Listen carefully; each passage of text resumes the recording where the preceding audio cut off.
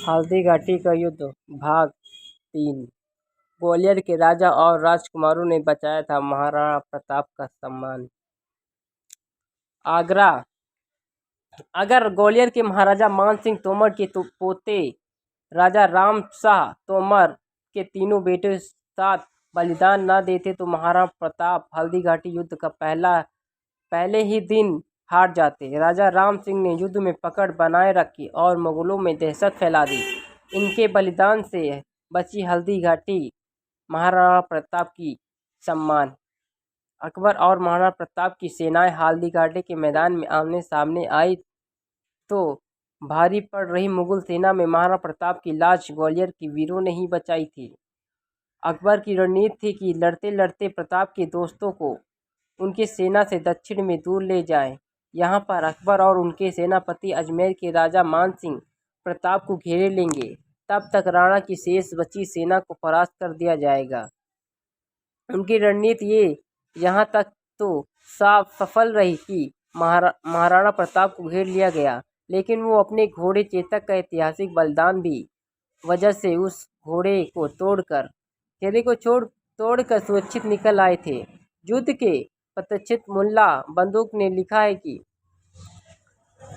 बाईं तरफ बची सेना ग्वालियर की थी, जिसका नेतृत्व राजा राम शाह कर रहे थे। उनके साथ उनके 3 बेटे आलीवान भवानी सिंह, प्रताप सिंह और पोता बलभद्र सिंह भी थे।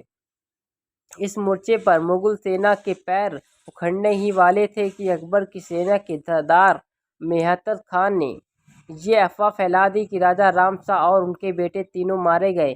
सम्राट अकबर अब खुद सेना के साथ युद्ध करने आ रहे हैं। अफवाह को सच मान राजा राम शाह और उनके बेटों ने क्रोध में मरने की इच्छा को लेकर युद्ध किया। दूसरी ओर अफवाह से अकबर की हार रही सेना में दोबारा आत्मविश्वास आ गया। राजा राम सिंह व उनके तीनों राजकुमारों शहीद हुए, लेकिन तब तक महाराणा के साथ अग्रणी मोर्चे से लौट रही सेना मोर्चे पर आ गई थी। ग्वालियर के वीरों का बलिदान याद करने के लिए रक्तलाई के मैदान में रक्तलाई गार्डन बना दिया गया। यहाँ दूसरों वीरों की छतरियों के साथ खास तौर पर ग्वालियर के राजा राम शाह और इनके तीनों राजकुमारों की छतरियाँ बनाई गई हैं। यहाँ तक एक शुभ लेख भी है जिससे समकालीन कवि खडर राय ने राजा राम सिंह और उनके पुत्रों की वीरता का वर्णन किया है। अगर आपको हमारी जानकारी अच्छी लगी तो हमारे चैनल को सब्सक्राइब करें, कमेंट करें, लाइक करें, शेयर करें, बेल आइकन दबाना ना भूलें।